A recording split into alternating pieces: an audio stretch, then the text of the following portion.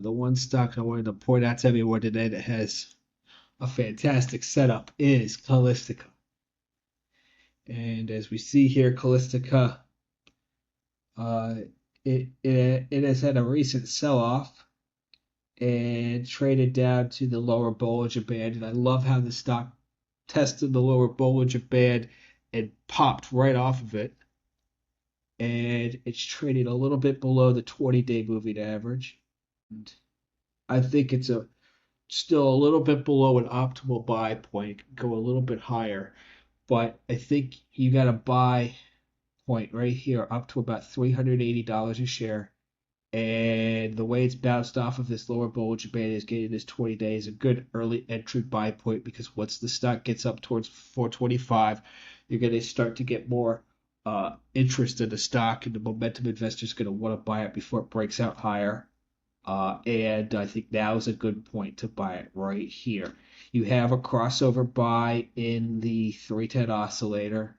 The rate of change is now positive, and this chart is set up so that the slow line can start to turn up soon and go back into the positive.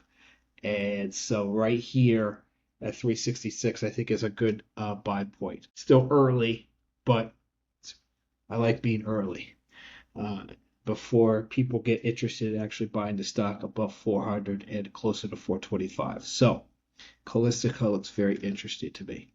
And look here on the weekly chart. It recently sold off and held that 20-week moving average, and it's just it can go back. It can easily go back up to the upper Bollinger Band on a weekly chart, which is around 410, and the upper Bollinger Band on the daily chart is right around 434. So that's I think the stock can easily get to 434, but also go above 450 or 460. So on a breakout.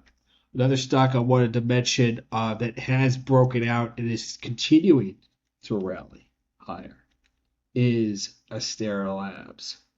Astera Labs is just like Calistica. They're kind of in the same area for networks, providing equipment for networks, for data centers.